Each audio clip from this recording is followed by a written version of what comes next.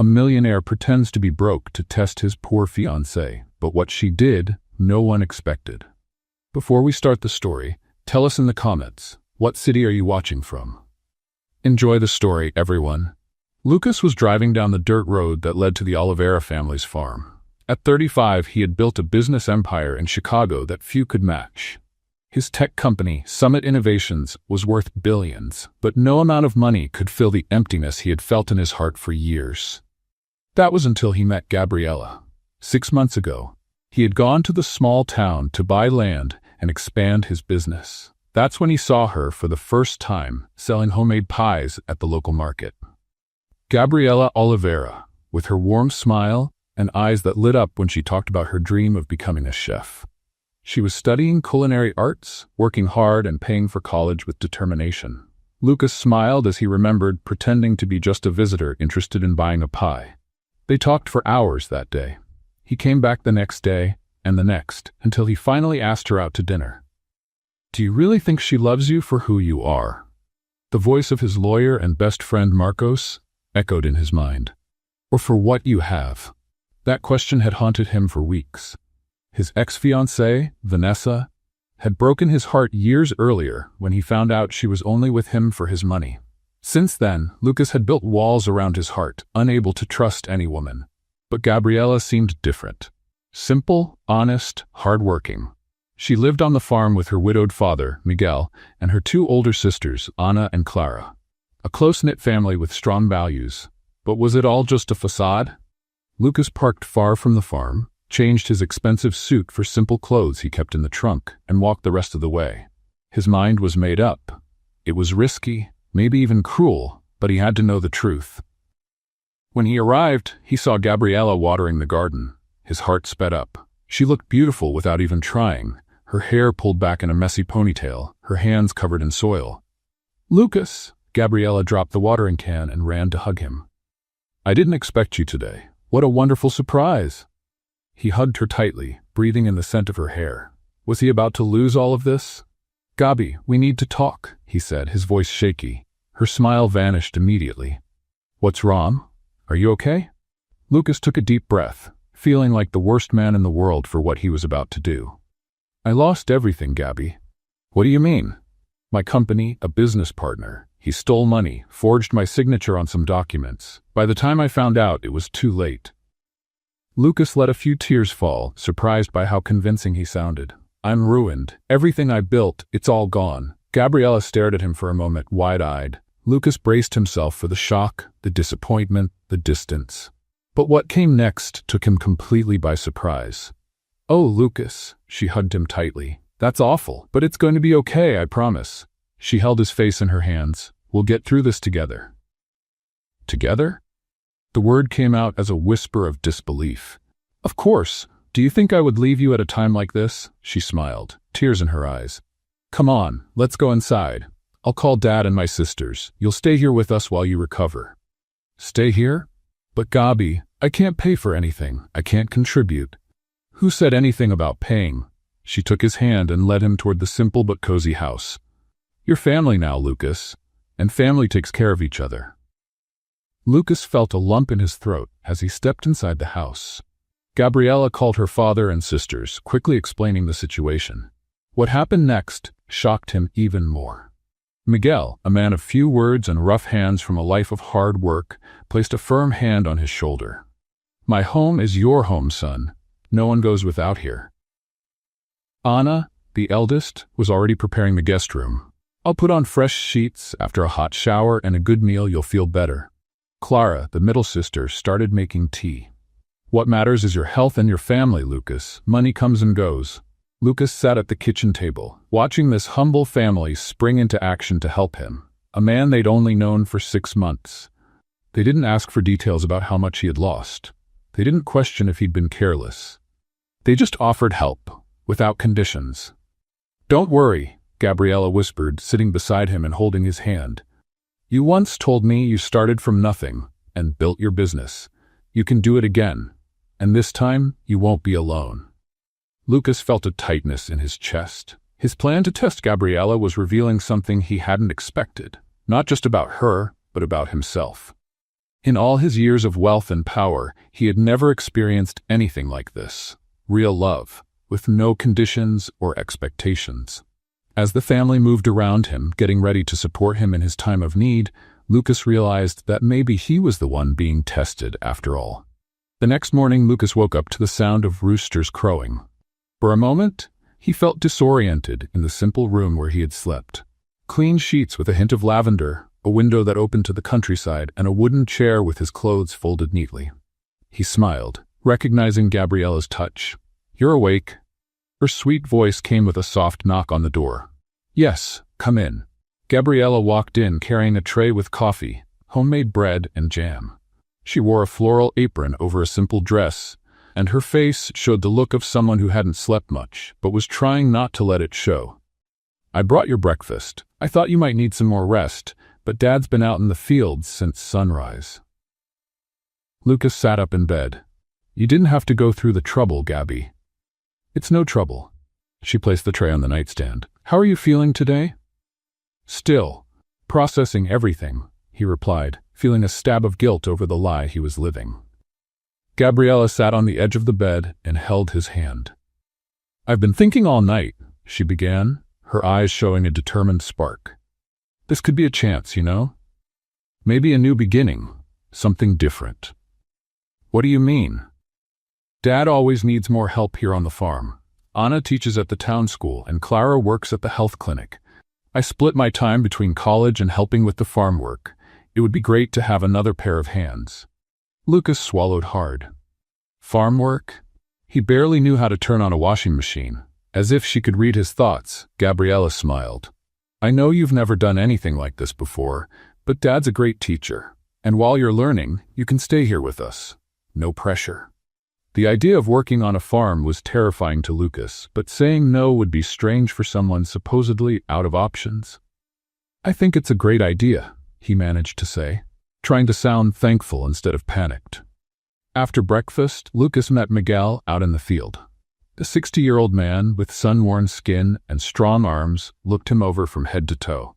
"Gabriella told me you're going to help us," he said straight to the point. "Ever worked the land before?" "Actually, no, sir." Miguel nodded, not looking surprised. "We all start without knowing. Come on, I'll show you the basics." The next few hours were a humbling experience for Lucas. Hands used to signing contracts were now holding shovels and hoes. His Italian shoes had been replaced with rubber boots borrowed from Miguel. The sun beat down on his skin, which rarely saw daylight outside of luxury resorts. By lunchtime, his muscles were screaming. He walked back to the house, staggering next to Miguel, who didn't seem tired at all. Clara, the middle sister who worked as a nurse assistant, smiled as he walked in. "The first time is always the hardest," she said, handing him a damp towel to wipe his face. "Take a quick shower while I finish lunch." In the shower, Lucas looked at the blisters already forming on his hands.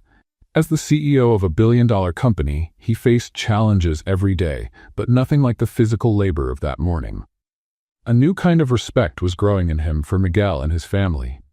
During lunch, Anna, the oldest sister who taught at the local school, brought out some men's clothes. "They belong to my ex-husband," she explained without embarrassment. "I think they'll fit you. Better than ruining your own working out in the field." "Thank you," Lucas replied, genuinely grateful. "You're all doing so much for me." "It's the least we can do," Anna said with a gentle smile. "Gabriella's never brought anyone here before. If she chose you, it's because you're someone special." 2 weeks went by quickly. Lucas got used to life on the farm, waking up at sunrise and falling into bed exhausted every night. His once soft hands now proudly showed calluses. To his own surprise, he was starting to enjoy the simple life. One Sunday afternoon, while everyone was resting after lunch, Gabriella asked him to go for a walk. "I want to show you a special place," she said, taking his hand. They walked to a small lake at the back of the property. The sunset reflected on the calm water, creating a breathtaking scene. "I come here when I need to think," she explained, sitting on the grass. "It's my favorite place in the world." Lucas sat beside her, feeling a peace he had never known in his luxury penthouses in Chicago. "Gabi." "Wait," she interrupted, taking his hands. "There's something I need to tell you first." Her expression was serious, determined. These past few weeks, seeing you here adjusting to our life, working hard without complaining, it just confirmed what I already knew. Lucas felt his heart race. Had she figured out his secret? Lucas, I loved you when you had money and success, and I love you now without any of that. She took a deep breath. Actually, I think I love you even more now, seeing who you really are when everything else is stripped away. Lucas felt the words catch in his throat. Guilt was eating him alive. What I'm trying to say is, Gabriella continued, her cheeks turning red. I know it might sound crazy, but will you marry me? Lucas was in shock. Out of all the possibilities, he never expected that. You're asking me to marry you? I am, she smiled, a bit nervous. I know it's not traditional, and I don't have a ring to give you, but I don't want to wait. It doesn't matter if you're rich or poor, Lucas, I want to spend the rest of my life with you. In that moment, Lucas almost confessed everything. He nearly told her about his cruel test, about the fortune he still had, about the luxurious life he could give her. But looking into Gabriella's honest eyes, he knew he had to see the test through to the end. Yes, he said, tears in his eyes. Yes, I want to marry you. A week later, they got married in the town's small church. The ceremony was simple, with just a few people, only Gabriella's family and a few close neighbors. Gabriella wore her mother's wedding dress, carefully altered by Anna and Clara in the days before. Lucas wore a suit borrowed from the priest, since the only one he owned was too expensive to sell, according to the story he had told. During the vows, when he promised to love and honor Gabriella in wealth and in poverty, the weight of those words hit him harder than ever before. At the small reception that followed, held in the backyard of the farm decorated with string lights and wildflowers, Miguel walked up to Lucas with 2 glasses of homemade wine. My Gabriella has always been special, he said, handing one glass to Lucas. Stubborn, determined, with a heart bigger than the world. Yes, she's amazing, Lucas agreed, watching his new wife dance with her sisters. Take good care of her, Miguel went on, his eyes intense. Whatever the future holds for you two, remember that honesty is the foundation of any marriage. Lucas felt like Miguel could see right through him, like he knew the truth. He simply nodded, unable to find any words. That night, as Gabriella slept in his arms in the small room they now shared, Lucas made a decision. He would continue with his plan, but take it in a new direction. He would convince Gabriella to move to Chicago, where he would slowly tell her the truth. She deserved more than that simple life. She deserved everything he could offer, and more. A month after the wedding, Lucas started planting the idea of moving to Chicago. They were lying in bed after a long day of work on the farm when he brought it up. Gabby, have you ever thought about what it would be like to live in a big city? She turned to him, curious. Why do you ask? I've been thinking, you're in your last year of culinary school. In Chicago, there are so many more opportunities for talented chefs like you. Gabriella became thoughtful, playing with a loose thread on the blanket. I don't know, Lucas. My family's here. Dad depends on our help with the farm. I understand, he said, holding her. It's just an idea. But think about it. We could start fresh. I'd look for a job, you'd finish school, and maybe even open your own place one day. In the days that followed, Lucas kept mentioning Chicago casually. He talked about the parks, the restaurants, the opportunities. Little by little, he noticed Gabriella starting to warm up to the idea. One night, during a family dinner, she surprised everyone. We're thinking about moving to Chicago, Gabriella announced, holding Lucas's hand.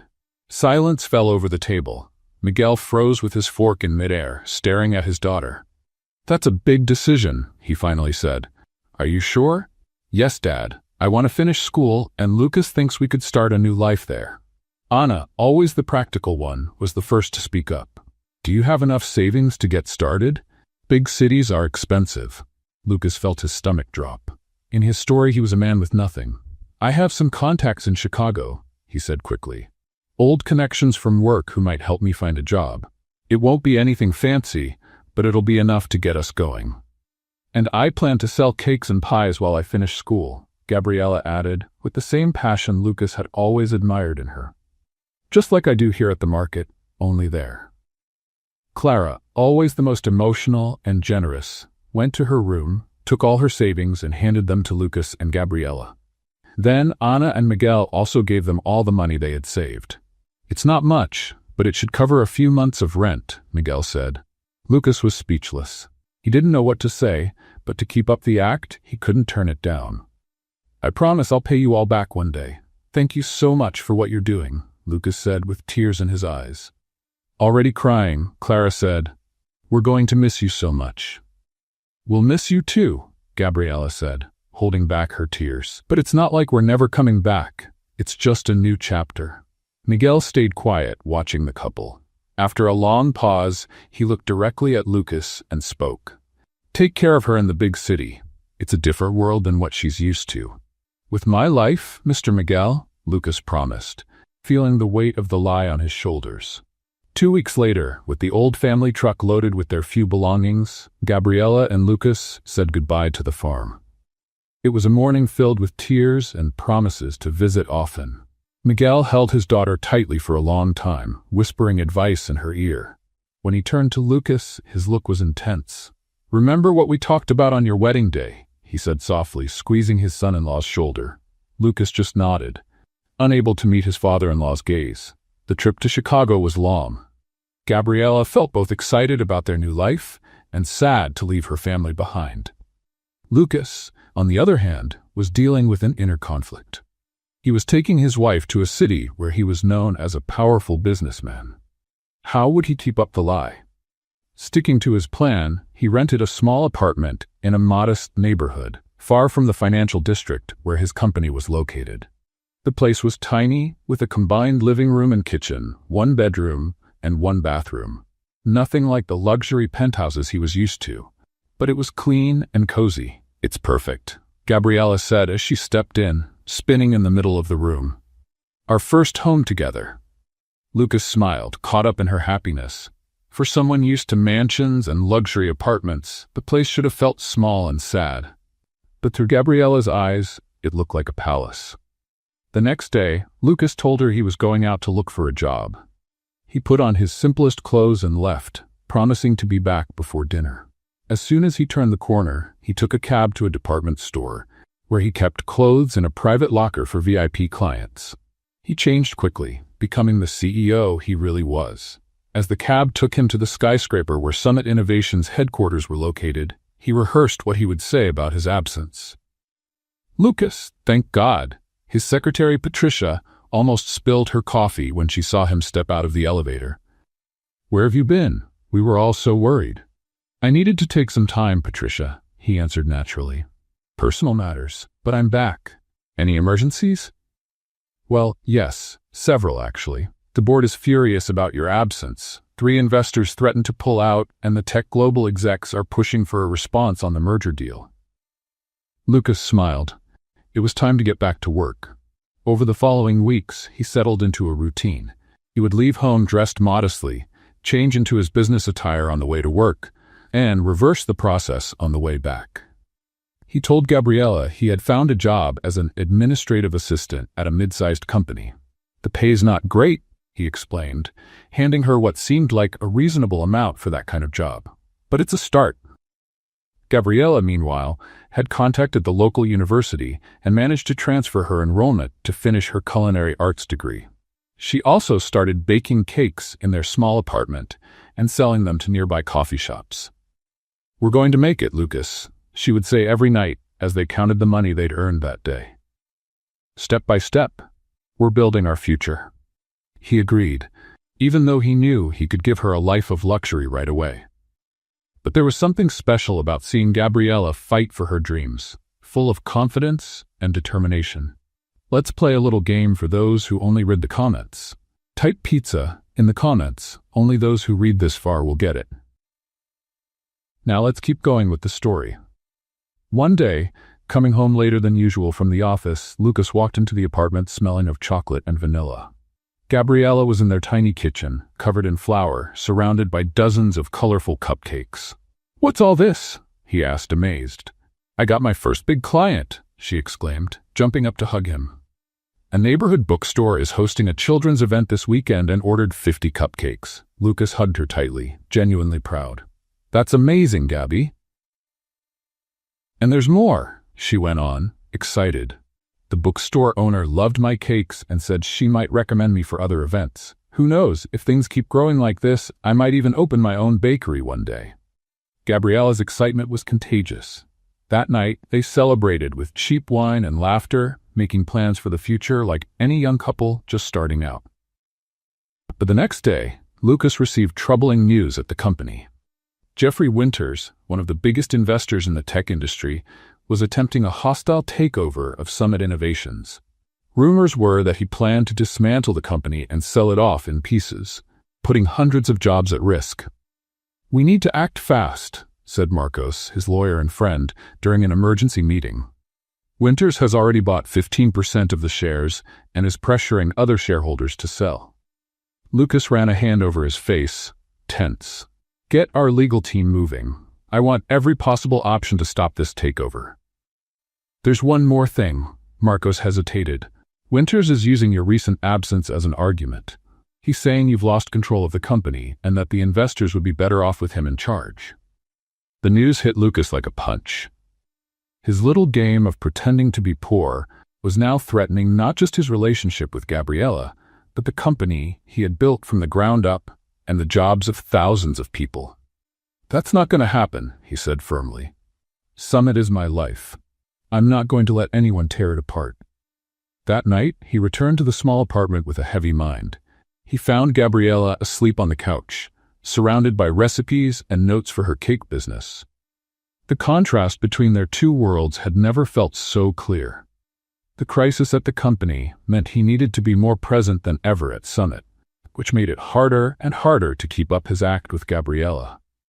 How much longer could he live this double life before everything came crashing down?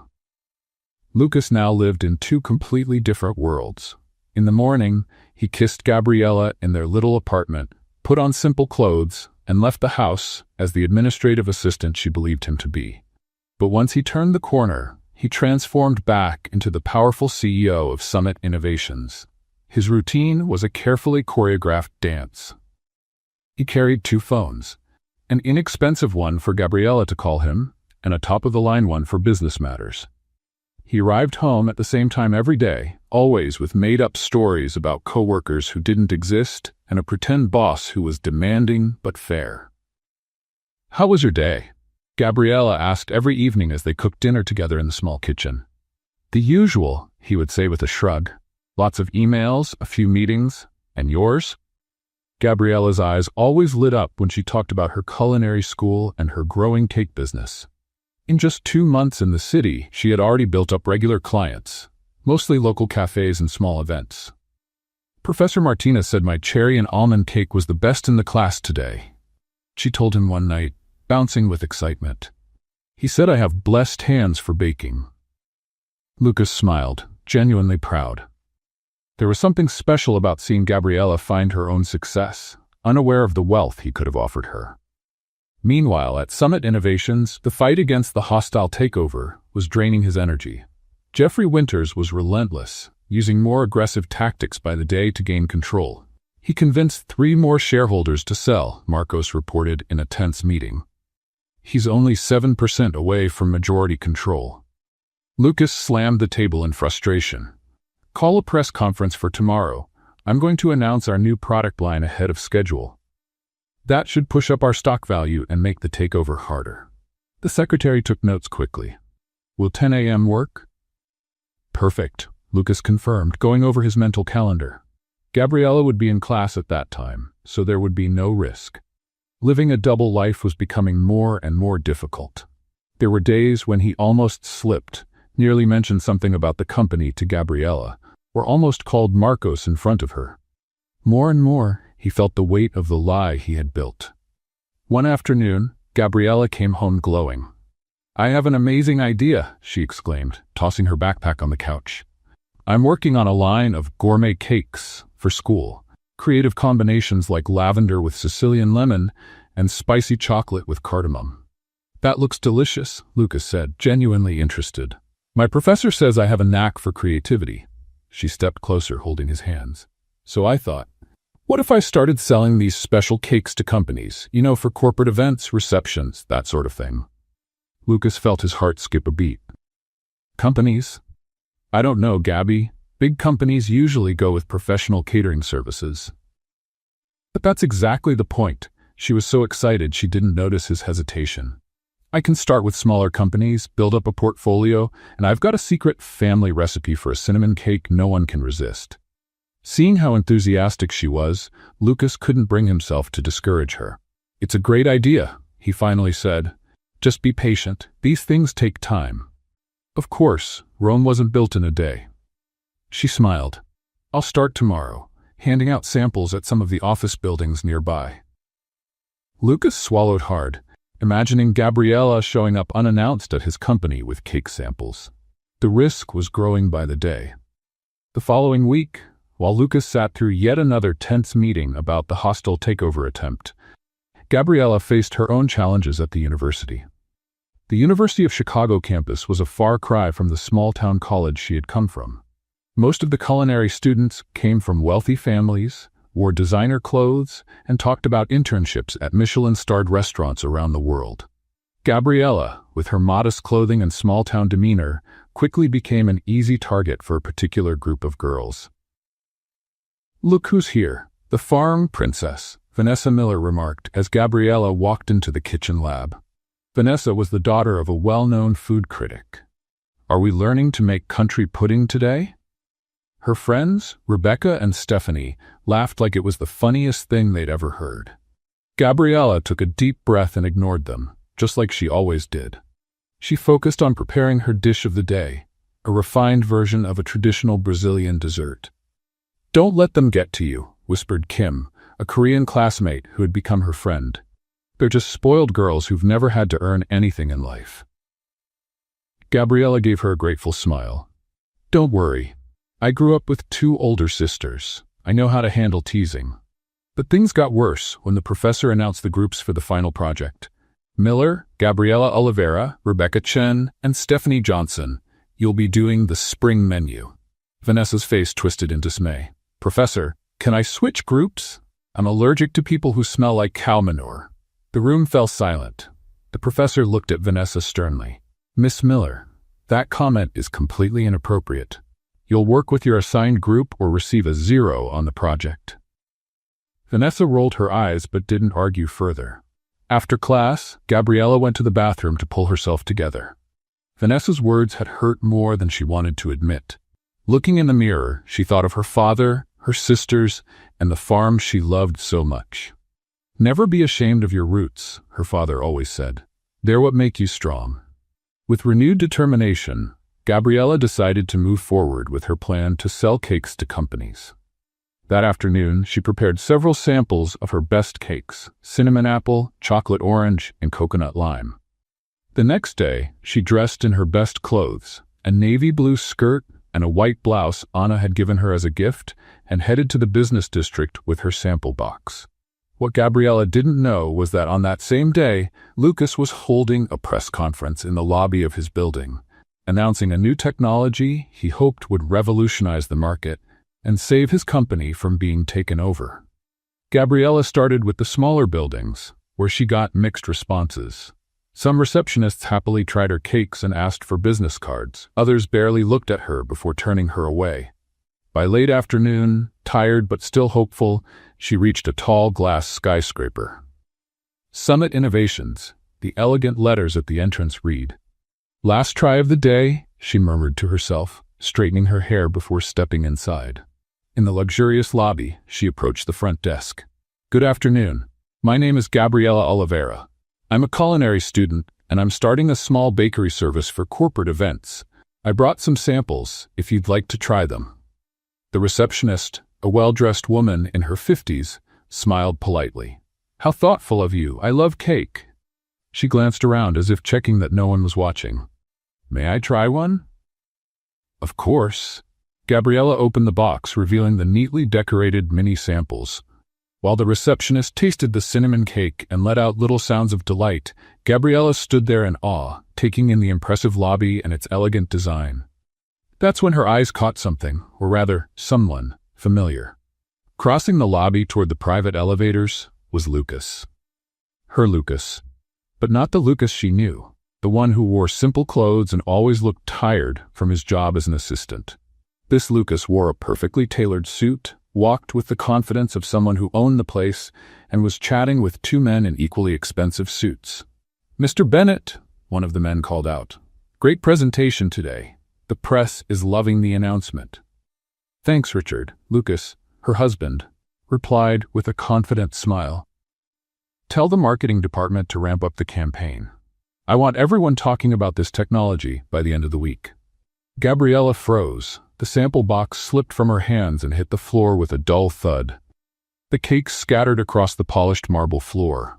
The receptionist looked over, alarmed. "Are you all right, dear?"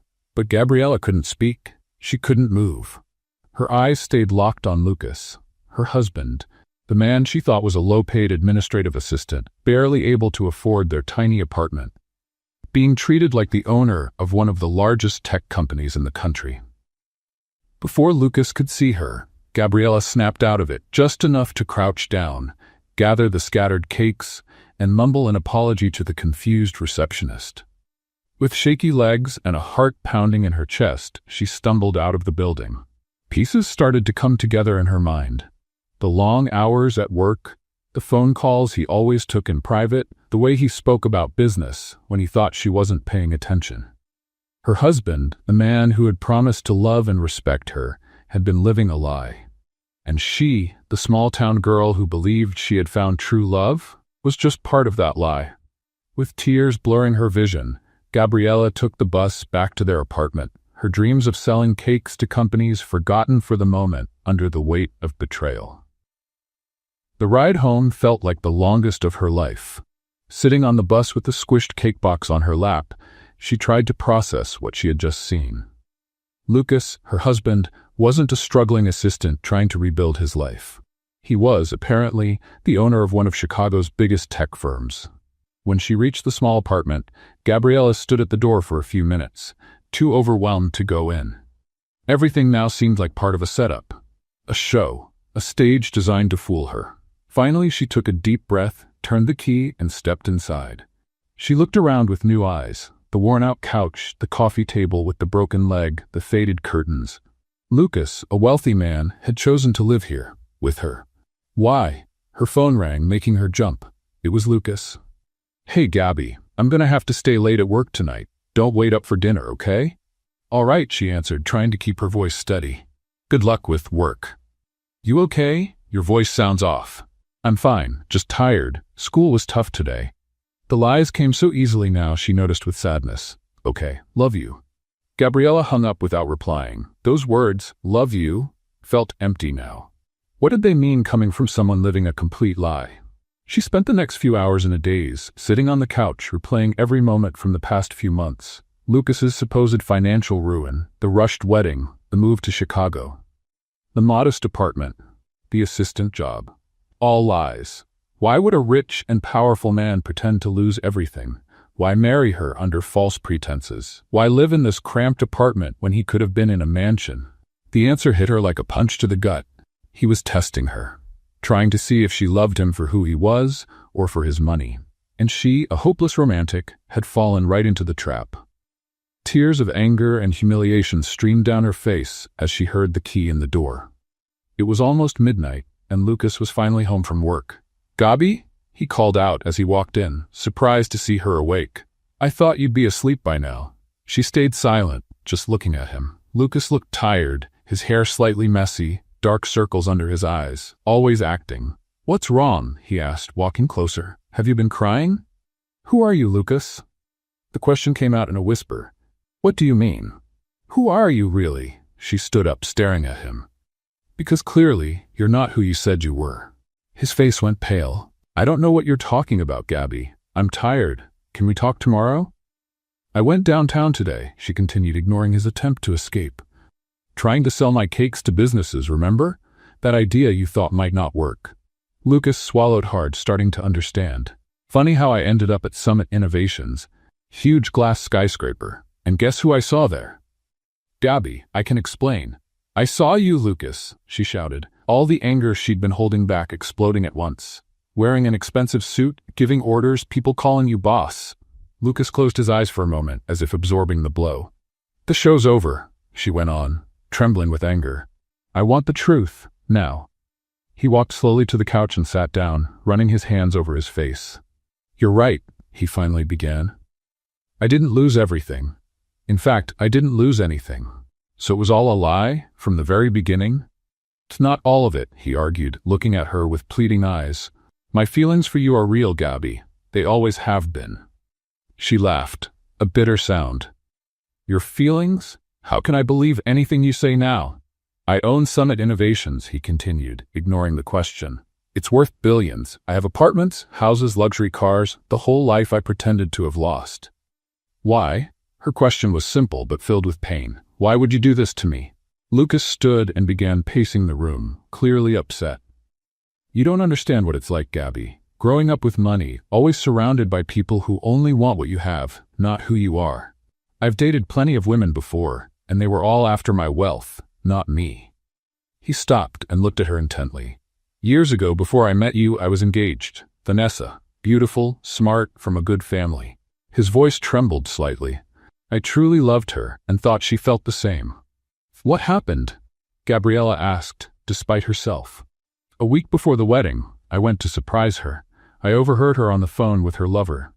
The bitterness in his voice was clear. She was laughing, saying how easy it would be to marry me, take half my fortune in the divorce, and then run off with him. Gabriella sat down again, stunned by the revelation. "After that, I stopped trusting anyone. I built walls around me, until I met you." A small, sad smile formed on his face. "You were different from all the others. Simple, genuine, hard-working. But the doubt was always there. So you decided to test me?" "Yes," he admitted, lowering his head. "When we fell in love, I couldn't believe someone like you could truly love someone like me without caring about my money. I needed to be sure." "And you got your answer, didn't you?" She stood up, furious. "When I gave up everything to be with you, when my family welcomed you, when I proposed, thinking we were just two ordinary people starting over." Tears were now streaming freely down Gabriella's face. "Yes, I got my answer," he whispered, tears in his own eyes. "And it was more than I ever dreamed of. You showed me a kind of love I didn't know existed, Gabby. And in return, you lied to me. About everything. Not about loving you," he insisted, stepping closer to her. "Never about that." Gabriella stepped back, as if his touch would burn her. "You don't know what love is, Lucas. Love is trust. It's honesty. It's respect." She wiped her tears with the back of her hand. "What you did wasn't love. It was manipulation." "Please, Gabby," he begged, trying to take her hands. "I can fix this. We can start over for real now. No more lies. I'll show you my real life. We can live wherever you want. Have everything." "You think that's what I want?" She cut him off, incredulous. "Your money? Your mansions? Your luxury cars?" "No, You still don't get it." She shook her head, disappointed. "I'm leaving, Lucas." "No, please." He looked desperate now. "Give me a chance to fix this. I love you, Gabriella." "Love without trust means nothing." She walked into the bedroom, pulled a suitcase from under the bed, and began stuffing her clothes inside. "I hope one day you understand what really matters in life, but it'll be without me." Lucas followed her, begging, explaining, crying, but Gabriella had made up her mind. In less than an hour, her things were packed and she called a cab. "Where are you going?" Lucas asked, defeated, as she waited on the sidewalk. "Home. My real home." Her voice was calm now, the storm inside replaced by quiet resignation. "Don't come after me, Lucas. It's over." When the taxi arrived, Gabriella got in without looking back. As the car pulled away, she allowed herself one last moment of weakness. She looked through the rear window and saw Lucas standing on the sidewalk, the lonely figure of a man who had everything, yet had just lost what truly mattered. The trip home felt like the longest of Gabriella's life.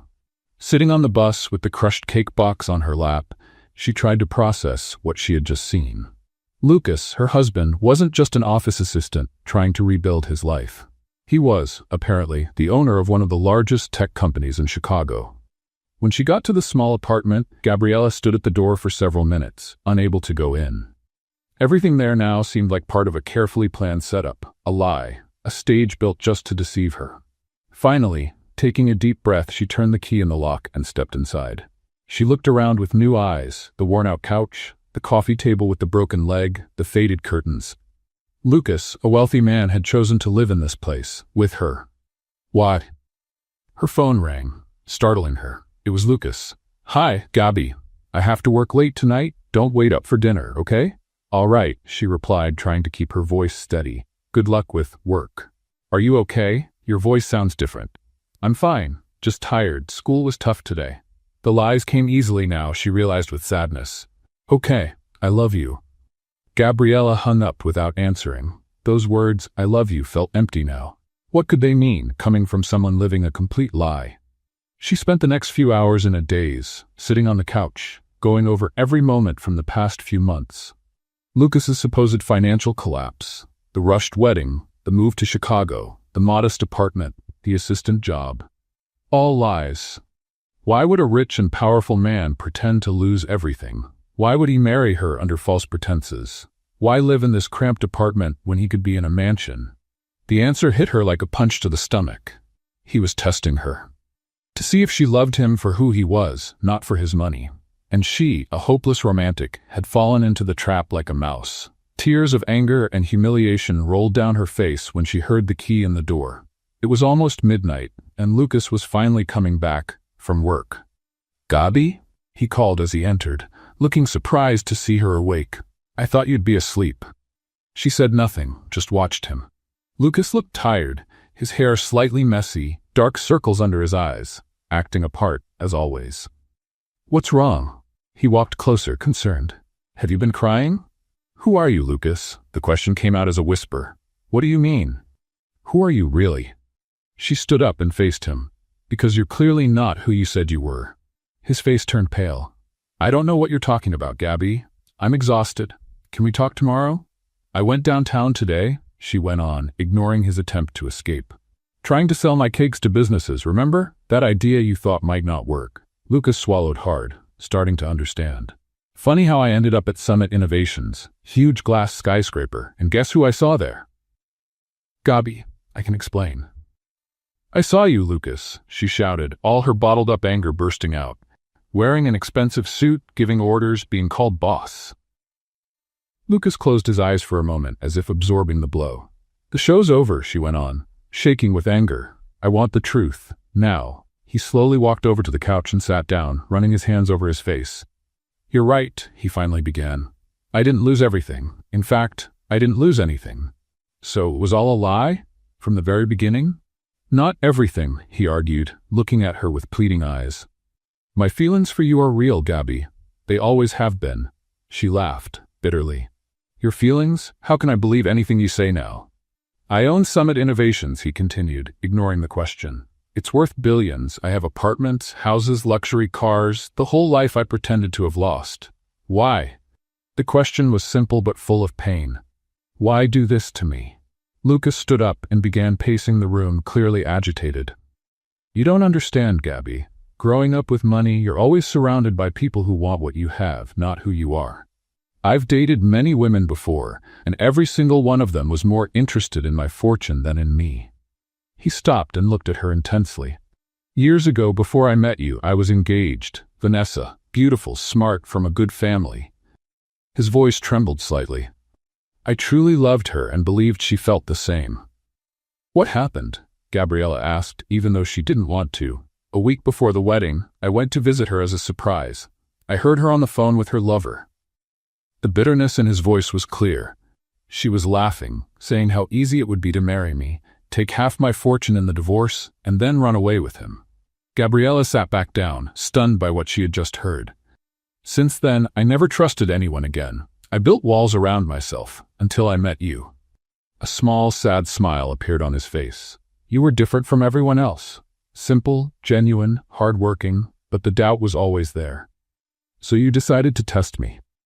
"Yes," he admitted, lowering his head. "When we fell in love, I couldn't believe someone like you could truly love someone like me without caring about my money. I had to be sure. And you got your answer, didn't you?" She stood up, furious.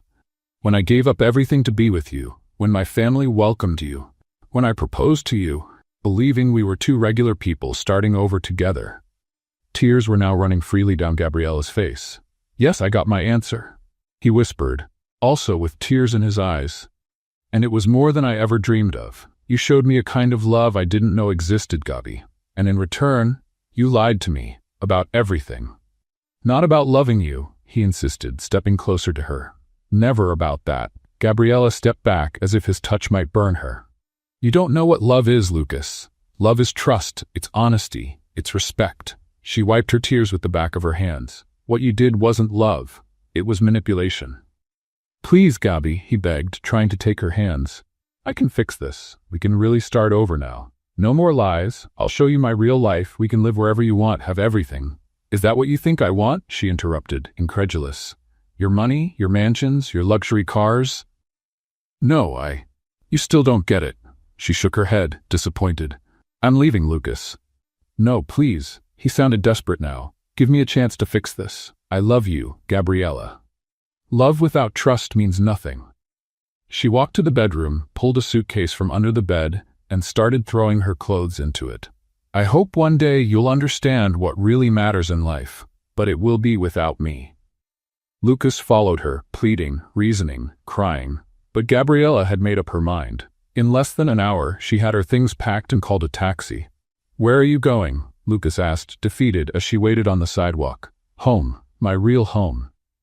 Her voice was calm now, the storm inside her replaced by quiet resignation. "Don't come looking for me, Lucas. It's over." When the taxi arrived, Gabriella got in without looking back. As the car drove away, she allowed herself one last moment of weakness. She looked through the rear window and saw Lucas standing on the sidewalk, the lonely figure of a man who had everything, and at the same time had just lost what really mattered. The return to the farm was a journey filled with pain and reflection for Gabriella.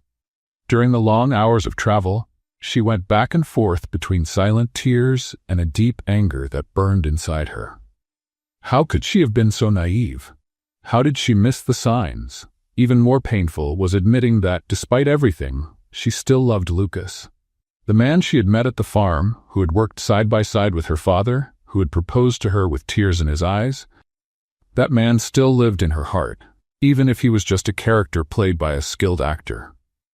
When she finally arrived at the farm, it was almost evening. The sight of the simple house where she grew up, with smoke coming out of the chimney and chickens pecking around the yard, brought a lump to her throat. This was her place, her truth. Miguel was in the barn when he heard the taxi approaching. He came out just in time to see his youngest daughter stepping out of the car, suitcase in hand and red eyes from crying. He didn't need any explanation. He just opened his arms, and Gabriella ran into them like she did when she was a little girl. "Daddy," she sobbed, holding on to him like a lifeline. "Shh, it's all right, my daughter," he whispered, gently stroking her hair. "You're home now." Anna and Clara were alerted by the commotion and soon joined the embrace. For a long moment, the family stayed like that, united, giving Gabriella the comfort that only true family love can offer. Later, sitting at the kitchen table with steaming cups of tea, Gabriella told them everything. The truth about Lucas's identity, the lie he had built, the cruel test he had put her through. As she spoke, she watched her family's expressions shift from surprise to anger and finally to sadness. Anna was so angry she couldn't find the right words. How could he do that? Play with your feelings, with our whole family? "It's sick," Clara agreed, holding her younger sister's hand. "A man with serious trust issues." Miguel stayed silent longer than the others, his wrinkled face more serious than ever. When he finally spoke, his voice was heavy with disappointment. "I sensed something was off about him from the beginning," he admitted. "The way he looked at our simple things like he was studying some exotic species. But I thought it was just the shock of losing everything." He slowly shook his head. "I never imagined such an elaborate lie, so cruel." "It's not your fault, Dad," Gabriella said, squeezing his rough hand. "He fooled all of us. So now what's always the practical one? What are you going to do?" Gabriella sighed, looking out the window at the farm she loved so much. "Start over, here, where I've always belonged." She tried to smile, though her eyes still looked sad. "I'll try to transfer back to the local college, keep baking, one day at a time." Clara and Anna nodded, showing their support. Miguel, however, still looked concerned. "And the marriage?" "Legally, you're still married. I'll take care of the divorce, Gabriella answered firmly. I don't want anything from him. I just want to forget Lucas Bennett ever existed. That night, lying in her old bed, Gabriella cried until there were no tears left. Not just for the love she had lost, but for the innocence she would never get back. Lucas had taken more than her heart. He had taken her ability to trust. In the days that followed, Gabriella tried to fall back into the rhythm of life on the farm. She woke up early, helped her father with chores, and baked cakes to sell at the local market. On the outside, she seemed to be handling things well, but inside, she felt empty. A week after she returned, she started feeling strangely unwell. Morning nausea, dizziness, extreme fatigue. At first, she blamed the emotional stress. But when the nausea didn't stop, Clara, with her nursing background, suggested a pregnancy test. That's impossible, Gabriella protested, though a chill ran down her spine. We were being careful. No method is 100% foolproof, Clara gently reminded her, and you were trying to build a life together. Maybe without realizing it. Reluctantly, Gabriella agreed to take the test. The wait for the result felt like the longest minutes of her life. When the 2 pink lines appeared in the little window, her world turned upside down again. Pregnant, she was carrying Lucas's child. The news hit the family like a bolt of lightning from a clear sky. Anna worried about the financial implications. Clara, always emotional, cried with joy despite the circumstances. Miguel, after the initial shock, took a practical stance. He needs to know, he said firmly. He's the father of that child. No, Gabriella said with conviction. Lucas lied about everything, Dad. Everything. I don't want my child growing up around someone like that. But my mind is made up, she cut in, with a determination that surprised them all. I'm going to raise this baby on my own. We have a family here. That's all we need. Miguel didn't argue further, respecting his daughter's choice, though his face showed he didn't fully agree. 2 weeks later, during a routine checkup, Gabriella received another surprise that left her breathless. Congratulations, Mrs. Oliveira, the doctor said with a smile, pointing to the ultrasound screen. You're having twins. Twins. 2 babies. It would have been wonderful news under different circumstances if she were married to a man who truly loved her, if she weren't starting from scratch, if her life weren't in total disarray. That same day, the doctor expressed concern about Gabriella's high blood pressure. You need to avoid stress, she warned seriously. Twin pregnancies are already higher risk, and with your blood pressure, I'm classifying this as high risk. Another complication. Gabriella nodded, promising to take care of herself, though inside she was panicking. How could she stay calm when her life felt like a hurricane? To make things worse, a severe drought hit the region that summer.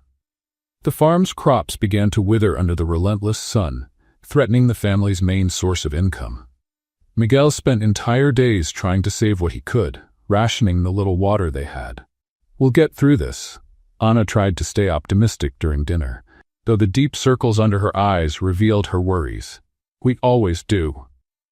Gabriella looked at her family, her aging father working beyond his limits, her sisters exhausted from juggling jobs and helping on the farm, and felt a heavy weight in her chest. Now, they had 2 more mouths to feed, and the financial situation was getting worse. On a particularly hot evening, while helping her father check the improvised irrigation system, Gabriella felt a strong wave of dizziness and had to lean on his shoulder to keep from falling. You need to rest, Miguel said firmly. Think about the babies. I'm fine, Dad, just a little lightheaded from the heat. The look Miguel gave her was full of concern, and something more, a quiet understanding that things couldn't go on like this. Sweetheart, he began carefully. I know you don't want to hear this, but Lucas has a right to know about the babies, and financially. No, she cut him off sharply. I'm not going to use my children as an excuse to ask him for money. It's not asking, Miguel said gently. It's their right, and with how things are here, we'll manage, she insisted. We always have. But that night, alone in her room, Gabriella allowed herself to face the truth. Things were critical. The farm barely produced enough to support the family, let alone raise 2 more children. Her savings were minimal. Medical expenses were already piling up. Would it be wrong to accept financial help from Lucas for the babies? Was her pride worth more than her children's well-being? The answer was clear, but still painful to admit. The next morning, reluctantly, she picked up the phone to call Lucas. Her finger hovered over the dial button, but she couldn't bring herself to press it. "Not yet," she whispered to herself, setting the phone down. "I need to try a little longer on my own." What Gabriella didn't know was that, hundreds of miles away in Chicago, Lucas had already begun searching for her, determined to fix the damage he had caused, no matter the cost. Lucas spent the first few days after Gabriella left in a state of denial and self-pity. He stayed in the small apartment, refusing to return to his luxurious penthouse, as if staying there could somehow keep Gabriella close. He ignored calls from Marcos and his team at Summit, drowning himself in alcohol and regret. On the fourth day, after a particularly rough night, Gabriella's alarm, which she had forgotten to take, went off at 5 a.m. That familiar sound, once the beginning of another day with the woman he loved, now echoed through the empty apartment like a ghostly reminder. Lucas sat up in bed, staring at the little clock as if it held all the answers in the world. Gabriella's morning routine came back to him, how she always woke before him, made fresh coffee, hummed softly while setting the table. Small moments of real happiness he had thrown away because of his fear. "What have I done?" he murmured to the empty room. At that moment, something shifted inside him. The self-pity gave way to determination. He had made the biggest mistake of his life, but he wasn't going to give up. He would fight for Gabriella. He would prove himself worthy of her. The first step was to find out where she was, though he strongly suspected she had returned to her family's farm. He even considered hiring private investigators, but dismissed the idea immediately. He had already broken Gabriella's trust through lies and manipulation. He wasn't going to make the same mistake again. Instead, he called the Oliveira family farm directly. The phone rang several times before Anna answered, her voice turning cold when she recognized him. "What do you want, Lucas? Or should I say Mr. Bennett, the big businessman?" He swallowed his pride, taking the sarcasm he deserved. "Anna, please, I need to speak with Gabriella. She doesn't want to talk to you." "I understand, but—" "No, you don't understand," Anna snapped, her voice shaking with anger. "You broke my sister. She came back here a shell of who she was. You played with her feelings, with our whole family. It was cruel and unforgivable." Her words hit Lucas like blows, each one more painful than the last. "You're right," he admitted, his voice quiet. "I was selfish and cruel. I don't deserve forgiveness. But I have to try to make things right. Some things can't be fixed, Lucas. Please, Anna, just tell me how she is." There was a long silence on the other end of the line. Finally, Anna sighed. "She's coping. That's all you need to know." Before Lucas could say another word, Anna hung up. In the days that followed, Lucas sent daily letters to Gabriella. Not emails or text messages, handwritten letters, where he poured out his heart, page after page. He confessed his fears, his insecurities, the emptiness he felt without her. He spoke about the transformation happening inside him, how his eyes had been opened to what really mattered in life. He never got a response. Meanwhile, he returned to work at Summit, throwing himself into saving the company from a hostile takeover with renewed intensity. No longer for power or money, but for the thousands of employees whose jobs depended on him. That, he realized, was responsibility. Something Gabriella and her family had taught him. "You seem different," Marcos said during a meeting, watching him with curiosity. "More grounded. What happened during those weeks you were gone?" Lucas gave a sad smile. "I learned what truly matters, and what it costs to lose it." The fight against Jeffrey Winters was still fierce, but Lucas was gaining ground. His new product line had been a huge success, boosting the company's stock and making the takeover much harder. But no matter how much he focused on work, his thoughts always returned to Gabriella. One day, almost 2 months after she left, Lucas got a call that changed everything. It was a medical clinic in a small town near the Oliveira's farm. "Mr. Bennett, this is Dr. Ramirez. I'm calling about your wife, Gabriella Oliveira." Lucas's heart skipped a beat. Did something happen to her? "She fainted during an appointment today, and we needed to reach her emergency contact. She's stable now, but considering her condition—" "What condition?" Lucas interrupted, panic rising in his voice. There was a pause on the other end. "The pregnancy, sir. I assumed you knew." Lucas felt the world stop. Pregnancy? Gabriella is pregnant? Oh dear. The doctor sounded genuinely concerned. "Mr. Bennett, your wife is pregnant with twins. It's a high-risk pregnancy because of hypertension. I thought she had told her father." Lucas barely managed to thank her and hang up before collapsing into his chair. Gabriella was expecting not one but two babies, his babies, and she had never planned to tell him. Within an hour, Lucas was on his way to the Oliveira's farm. This time, there would be no letters or phone calls. He needed to see Gabriella in person, to be by her side and with the babies on the way. Nothing else mattered. When he arrived at the farm, the first thing he noticed was the poor state of the crops. The drought had clearly taken a toll, wilted plants and dry, cracked soil everywhere. Things looked serious. He parked his car, a much more modest model than his usual Range Rover, at a distance and walked to the house, his heart pounding. Before he could even reach the porch, Miguel appeared at the door, arms crossed and a stern expression. "I knew you'd come eventually," the older man said, with no trace of welcome in his voice. "Miguel, please," Lucas pleaded. "I need to see her. I just found out about the babies." "She doesn't want to see you. I understand, but no, you don't understand." Miguel cut him off, stepping down the stairs to face him. "My daughter trusted you. I trusted you. You came into our lives, accepted our hospitality, married Gabriella, all based on lies." Lucas lowered his head, unable to deny the truth. "I'm not proud of what I did," he admitted. "It was wrong, unforgivable even. But now there are two children involved. My children. Please, Miguel, just let me see her." The older man's eyes searched Lucas's face carefully. "She's resting now. The doctor ordered complete bed rest after today's fainting. Come back tomorrow."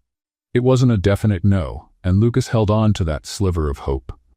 "I'll be here at sunrise," he promised. When Lucas returned the next day, it was Clara who greeted him, just as cold as her father and older sister.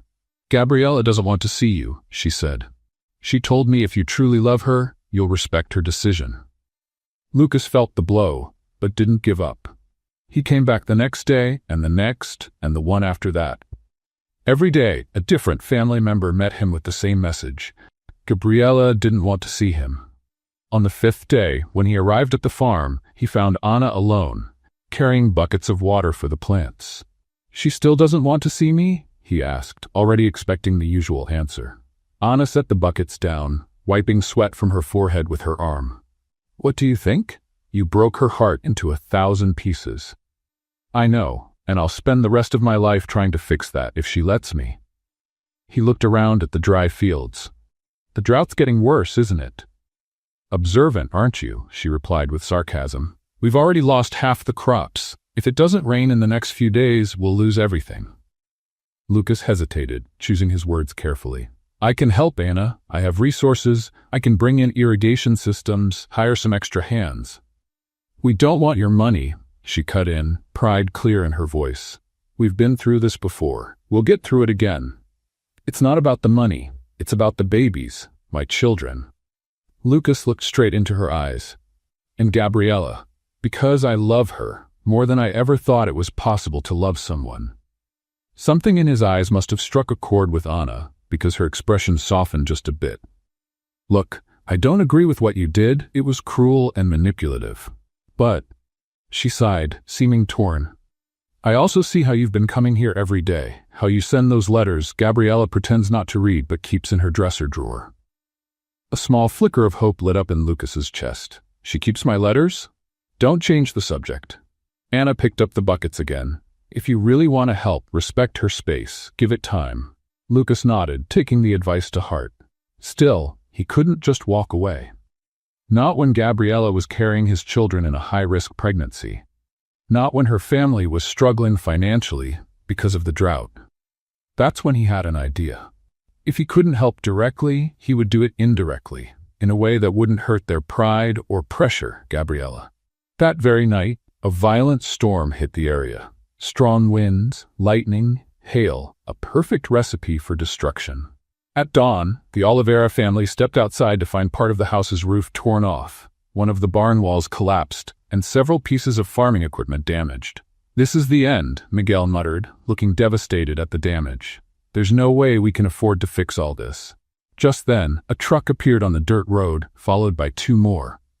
The first one stopped in front of the house, and a middle-aged woman got out, wearing a t-shirt with the logo of a humanitarian organization. "Oliveira family?" she asked, checking a clipboard. "We're from Helping Hands. We got word about the damage from last night's storm and came to help with the rebuilding." Miguel frowned, confused. "We didn't call anyone, and we can't afford to pay for repairs." The woman smiled kindly. "No need to worry, sir. We're a non-profit. All materials and labor are donations from local businesses that care about small farmers affected by natural disasters." As she spoke, the other trucks began unloading wood, roofing materials, tools, and even a small generator.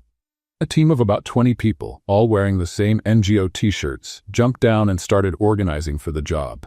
"This seems a little too convenient," Anna commented, suspicious. The woman just smiled. "Sometimes luck turns around, doesn't it? Now, if you can show us the main damage, we'll know where to start." The family, though hesitant at first, wasn't really in a position to turn down help. Slowly, they set aside their doubts and began working with the NGO crew, repairing the damage and even making improvements they never would have been able to do on their own. What the Oliveira family didn't know was that Helping Hands had been created exactly 48 hours earlier, fully funded by Lucas Bennett, with the sole purpose of helping that one farm, without revealing his involvement. As the rebuilding went on, Gabriella remained on strict bed rest, following the doctor's orders. Through the window, she watched the activity in the yard, her heart torn between gratitude for the unexpected help and suspicion that something more was going on. That same afternoon, she received a call from the clinic. Her test results showed her blood pressure was still dangerously high, and the doctor recommended immediate hospitalization for constant monitoring. "I can't go to the hospital," Gabriella protested over the phone. "My family needs me here, and we can't afford a long hospital stay." "Mrs. Oliveira, we're not just talking about your health, but your baby's lives," the doctor said firmly. "Preeclampsia is a serious condition that can lead to fatal complications. You need to come in today." Reluctantly, Gabriella agreed. Clara drove her to the hospital that same afternoon, promising to visit her every day. What Gabriella didn't know was that, upon arrival, she'd find a private suite waiting for her, with the best high-risk pregnancy specialists already assigned to her case. All of it quietly arranged by Lucas. On the third day of her hospital stay, when her condition finally began to stabilize, Gabriella woke up in the middle of the night with the strange feeling that someone was in the room. She slowly opened her eyes and saw a figure sitting in the armchair next to her bed, holding her hand. It was Lucas. He hadn't noticed she was awake. His head was lowered, eyes closed as if he were praying. Silent tears ran down his face as he gently caressed her hand. "Please be okay," he whispered, his voice breaking. "You and our babies. It's okay if you never forgive me. I just want you to be all right. I love you so much, Gabi. So much it hurts." Gabriella quickly closed her eyes again, pretending to still be asleep. Her heart raced, torn between the anger from his betrayal and the deep emotion of seeing the man she still loved so vulnerable, so truly remorseful. Later, when the nurse came in to check her vitals, she casually asked if anyone had visited during the night. "Oh yes, your husband," the nurse replied casually. "He's been coming every night since you were admitted. Always after visiting hours, when everyone else is gone. He stays here holding your hand until morning, then leaves before you wake up." "Every night?" Gabriella repeated, surprised. "Yes, poor guy looks exhausted. I found him sleeping in that uncomfortable chair yesterday. I offered him some coffee, but he said no, didn't want to wake you with the smell."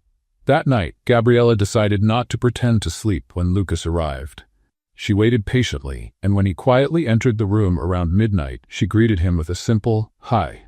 Lucas froze at the door, clearly caught off guard. "Gabi, I'm sorry, I didn't mean to bother you. I'll go." "No," she said, surprising herself. "Stay." Hesitant, he stepped closer to the bed, keeping a respectful distance. "How are you feeling?" "Better. My blood pressure is under control." She studied him for a moment. "You look tired." "I'm fine," he replied quickly, though the deep circles under his eyes told a different story. An awkward silence fell between them. There was so much to say, so many open wounds, neither knew where to start. "The letters," Gabriella said finally. "I read them all." "Really?" Lucas's eyes lit up with hope. That doesn't mean I forgive you, she quickly clarified. What you did, it hurt me deeply, Lucas. You played with my feelings, with my whole family. I know, he lowered his head, and I'll spend the rest of my life regretting it. Why have you been coming here every night? Because I can't stay away, he admitted, voice unsteady. Even knowing I don't deserve your forgiveness, even if we never get back what we had, I just need to know you and our babies are okay. Gabriella rested her hand over her slightly rounded belly. So you already know about the twins? Yes, the doctor called me when you passed out. He paused. Gabi, I know I don't have the right to ask for anything, but please, let me be part of their lives. I want to be a present father. I want to help in every way I can. And what about the mysterious nonprofit that showed up at the farm? Or this private hospital room that clearly costs more than my family could ever afford? Lucas looked ashamed. I couldn't just stand by and watch you and your family struggle. I knew your pride wouldn't let you accept help directly. So you created a fake nonprofit and bribed the hospital, she said, shaking her head. Always the powerful man, trying to control everything and everyone. That's not how it was, he protested. I just wanted to help without pushing my way in, without making things harder for you. I wanted to respect your space. Gabriella sighed, conflict clear on her face. On one hand, the pain of his betrayal was still fresh. On the other, it was impossible to ignore all the effort Lucas was making, the real remorse in his eyes, and the love he still clearly felt. I need time, Lucas, she finally said. Time to think, to heal, to decide what I want for me and for our children. I understand, he nodded, disappointment obvious in his voice. I'll respect that. But please know, I'll be here, Gabi, waiting, for as long as it takes. He stood to leave but stopped at the door, turning back one last time. And please don't turn down the help at the farm or here at the hospital. It's not for me. It's for the babies, for our children. With those words he left, leaving Gabriella alone with her swirling thoughts, and a heart that, despite itself, was slowly beginning to open to the possibility of forgiveness. What she didn't know was that as she was leaving the hospital that night, Lucas ran into Miguel in the lobby. That unexpected meeting led to a conversation that would change the course of their lives forever. Let's play a little game with the folks who only read the comments. Type Coca-Cola in the comments. Only those who got this far will understand. Now let's get back to the story. Lucas hadn't expected to find Miguel at the hospital so late at night, much less have a meaningful conversation with him. But there they were, sitting in a quiet corner of the empty cafeteria, untouched cups of coffee in front of them. Have you been sleeping here? Miguel asked, noticing Lucas's wrinkled clothes and unshaven face. In the waiting room, Lucas replied. I want to be nearby in case something happens. Miguel studied his son-in-law for a long moment. Tired eyes, slumped shoulders, not the image of the powerful CEO he'd read about in the papers after learning Lucas's true identity. What he saw was a broken man, genuinely worried. 3 nights sleeping in hospital chairs, Miguel said, shaking his head slowly. Why don't you go to a hotel? I know you can afford the best one in town. Lucas rubbed his tired face.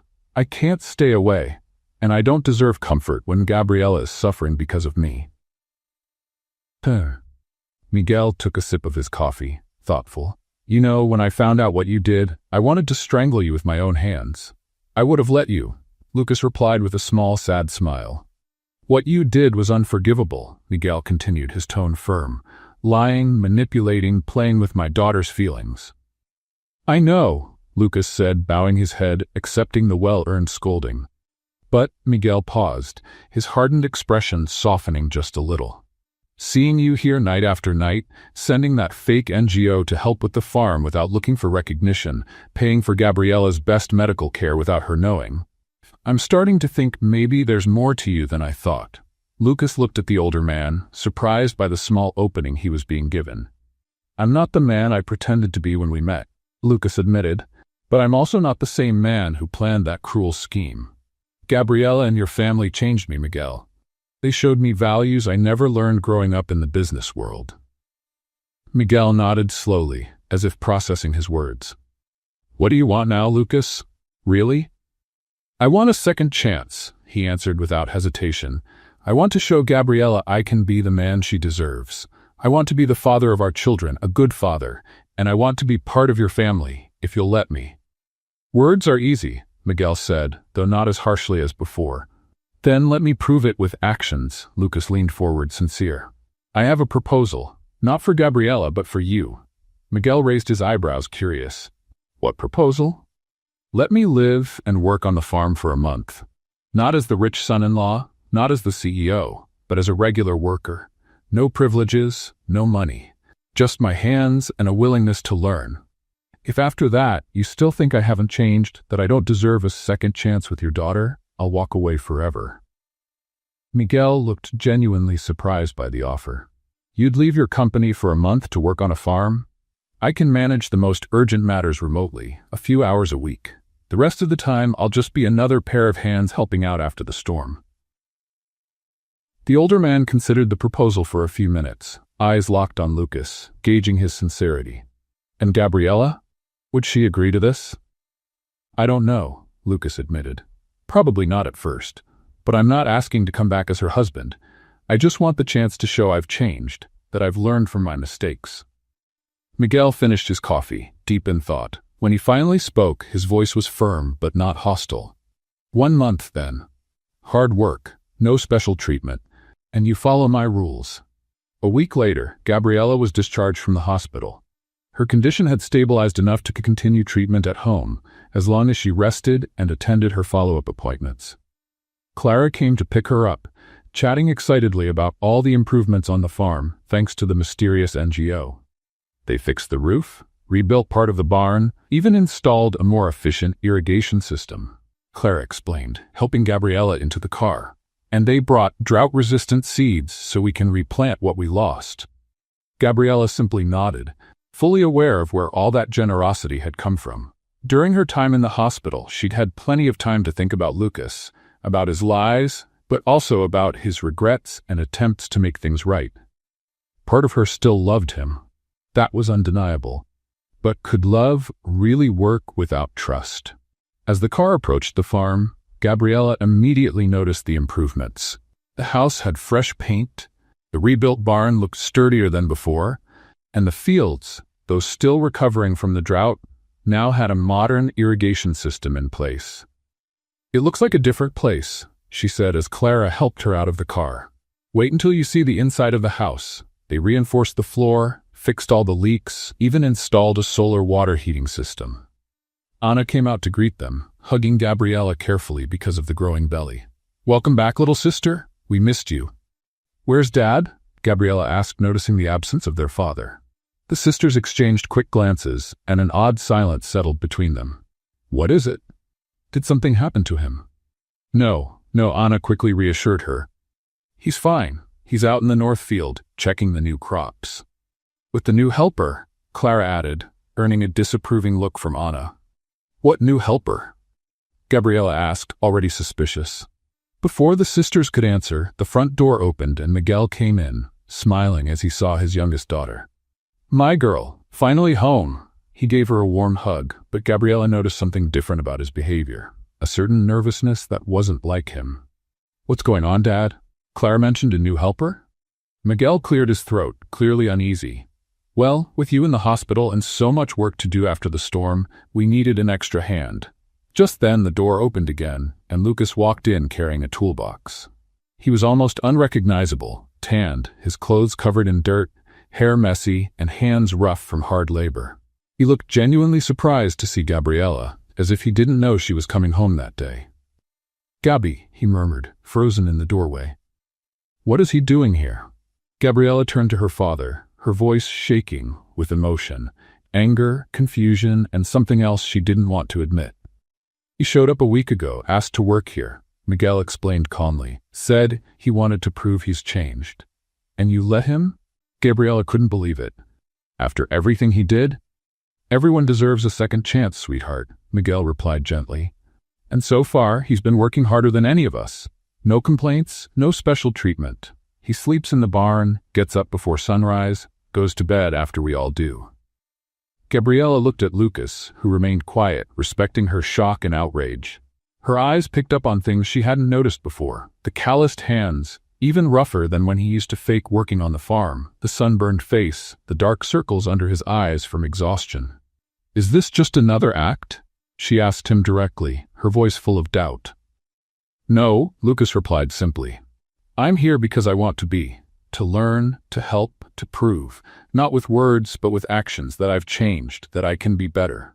Gabriella felt tears begin to form but held them back. "You lied about everything before. How can I believe you now?" "I'm not asking you to believe me right away," he said gently. "I'm just asking for the chance to show you, day by day, that I'm worthy of your trust again." Anna, who had been watching the exchange carefully, stepped in. "Gabi, I know it's hard for you to see him here. I didn't like it at first either. None of us did. But—" she paused, choosing her words. "He really has been working hard, and he is the father of your babies." "You're taking his side now?" Gabriella asked, stunned. "I'm on your side," Anna corrected. "Always, and maybe, just maybe, giving Lucas a chance to prove himself is what's best for you too, for all of us." Gabriella felt cornered, overwhelmed by conflicting emotions. Part of her wanted to kick Lucas out of her life for good. Another part, a part that grew stronger each day, especially since learning she was pregnant, wanted to forgive him, to believe he really could change. "I need to rest," she finally said, her voice tired. "The doctor said I need to stay off my feet." "Of course," Miguel quickly agreed. "Lucas, finish fixing that fence and then check the irrigation system in the east field." "Yes, sir," Lucas replied, like any obedient employee. Before leaving, he looked at Gabriella one last time, his eyes saying everything his words couldn't: regret, hope, love. "I'm glad you're home, Gabi. I hope you get better soon." After he left, Gabriella went to her room, which had been carefully prepared for her return. Fresh sheets, flowers on the nightstand, even a comfortable armchair placed by the window, perfect for the days of rest ahead. In the days that followed, Gabriella kept her distance from Lucas, watching him only from afar, through her bedroom window. She saw him working non-stop from sunrise to sunset, handling the toughest tasks without complaint, speaking respectfully with her father, and even laughing now and then with her sisters. Slowly, almost against her will, she began to notice subtle changes in him. It wasn't just his physical appearance, though the sun and hard work had clearly left their mark. There was something deeper, a real sense of humility, a gratitude for the simple things he once took for granted. One week after she returned home, while having breakfast in the kitchen, Gabriella overheard a conversation between Lucas and her father in the yard, near the open window. "Why are you really doing this, Lucas?" Miguel's voice was serious, questioning. "You could just use your money and influence to try and win Gabriella back, or move on, find someone else. But instead, you came here, working like a farmhand, sleeping on the barn floor." There was a pause before Lucas answered. "When I met Gabriella and your family, I was lost, Miguel. I had money, power, success in business, but I was empty inside, empty and cynical." Another pause, as if he was choosing his words carefully. "The time I spent here during my deception was the happiest I've ever been. Not because of luxuries, obviously, but because for the first time I felt like I belonged somewhere, to someone. Your family showed me what unconditional love is, what honest work and integrity mean. When Gabriella left me, I realized I'd thrown away the only truly valuable thing I ever had. And I saw that all my money meant nothing if I couldn't be the kind of man who deserves a woman like her." His sincerity was clear, even from a distance. Gabriella felt silent tears run down her face as she continued to listen. "I'm here because I want to earn the right to be part of this family again," Lucas went on. "Not because of what I can offer financially or through connections, but because of the man I believe I can become. The man you all helped me see in myself." That night, Gabriella couldn't sleep. Lucas's words echoed in her mind, along with memories of the happy moments they had shared, both during the deception and in the early days back in Chicago. Despite everything, he was right about one thing. Those moments had been real, and so had the love between them. The next morning, she woke up with a sense of resolve. She got dressed with care and went out to the yard, where she knew Lucas would be starting his daily chores. He was fixing one of the fences, so focused he didn't notice her approach. Gabriella watched him for a moment, his muscles shaped by hard work, his hands calloused, his face tanned from the sun. This man, who once ran a billion-dollar company from a luxury penthouse, now worked the land with the same dedication as her father. "We need to talk," she finally said, making her presence known. Lucas turned around, clearly surprised and nervous.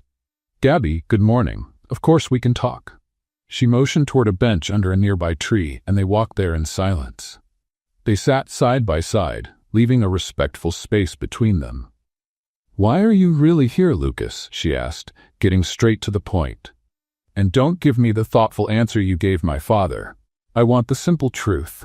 Lucas took a deep breath, looking at her with intensity. "I'm here because I love you. Because I love our children, even though they haven't been born yet. And because I want to be worthy of that love." Gabriella nodded slowly, as if the answer confirmed something she had already suspected. "You know this won't be easy. I trusted you once with all my heart, and you broke that trust in a calculated way." "I know," he said, not trying to defend himself, "and I understand that I might never fully earn your trust back, but I'm willing to try, for as long as it takes." She looked down at her growing belly, feeling the first gentle movements of the babies. "I'm not doing this just for me anymore. I have to think about them too." "Of course," Lucas nodded, following her gaze. "They deserve to have both parents in their lives if possible. But I understand if you decide I can't be part of your life, Gabby. If that's the case, I'll respect your decision, though I'll never stop trying to be the best father I can be for our children." Gabriella remained silent for a long moment, weighing all the possibilities, all the conflicting feelings in her heart. At last she made a decision. "One step at a time," she said softly. "I can't promise we'll go back to what we were. I can't even promise that I'll ever fully forgive you. But, Lucas asked, hope clearly visible in his eyes. "But I'm willing to try. For me, for our children, and maybe for us." The smile that lit up Lucas's face was sincere, full of gratitude and relief. He hesitantly reached out his hand to her, and after a moment of hesitation, Gabriella accepted it, letting their fingers gently intertwine. "That's all I ask," he said, his voice thick with emotion. "A chance to prove every day that the man you met on the farm, the one who worked the land, who loved his family, who married you believing he had nothing, that man is real. He always was." Gabriella felt something break and come together again inside her. Not the old, naive trust she once had, but something new, something stronger, forged through pain and forgiveness. A new beginning. "Then prove it," she gently challenged, squeezing his hand lightly. "Day by day." And that's exactly what Lucas began to do. The weeks that followed were a time of rebuilding, not just the farm damaged by the storm, but also the fragile relationship between Lucas and Gabriella. Step by step, day by day, they walked the difficult path of forgiveness and rebuilding trust. Lucas stayed in the barn, respecting the space Gabriella needed. He continued working hard on the farm, not just to prove his worth, but because he had truly come to let life. The honest work under the sun, the satisfaction of watching crops grow through his effort, the simple meals shared with family after a long day. Gabriella, in turn, watched his transformation with a mix of caution and hope. Little by little, she allowed small moments of closeness, a conversation over dinner, a walk around the farm, and eventually she even let Lucas feel the babies kicking when he placed his hand on her growing belly. "They're strong," Lucas said, moved by the feeling, tears in his eyes. Just like their mother. It was during this time of cautious reconnection that Gabriella finally asked about Summit Innovations. "How's your company? Shouldn't you be there?" "I named Marcos as acting CEO," Lucas explained. "He handles the day-to-day while I stay in touch for the big decisions. The hostile takeover attempt was blocked." "You gave all that up to stay here?" "I didn't give it up. I just changed my priorities," he replied honestly. "The Lucas you met here on the farm discovered values the CEO of Summit never understood." That conversation marked a turning point. Gabriella began to realize that the change in Lucas wasn't an act, but a genuine transformation. One particularly hot afternoon, while resting on the porch as ordered by her doctor, Gabriella felt a sharp pain in her belly. She tried to ignore it, but as it grew worse, fear took over. "Lucas!" she cried out, frightened. He dropped his tools in the field and ran to her immediately. Seeing her pale and in pain, he didn't hesitate for a second. "We're going to the hospital. Now." On the way, Gabriella had light bleeding. Lucas drove as fast as he could, one hand on the wheel, the other holding hers. "It's going to be okay," he repeated, though his face showed pure fear. "Our babies are strong, just like you." At the emergency room, Gabriella was taken for tests right away. Lucas stayed in the waiting room, devastated by the thought of losing his children before even meeting them. Hours later, the doctor came with news. "Fortunately, we've stabilized the situation, but Mrs. Oliveira will need to stay in the hospital under constant monitoring until the end of the pregnancy. The next 2 months are critical." Lucas nodded, taking in the information. "Can I see her?" Gabriella was lying in bed, connected to monitors tracking her and the baby's heartbeats. She looked small and vulnerable in the hospital bed. "The babies are fine," she said when she saw him, tears of relief running down her face. "But I have to stay here until the delivery." Lucas sat beside her, holding her hand. "I'll be with you every second." "You can't. You have the farm, the company. Nothing else matters now," he said firmly. "My place is here." And he kept that promise. Over the next 2 months, Lucas practically lived at the hospital. He slept in the chair beside Gabriella's bed, only leaving for quick showers and to handle urgent business calls. He brought photos of the farm to brighten the room and read aloud to her and the babies.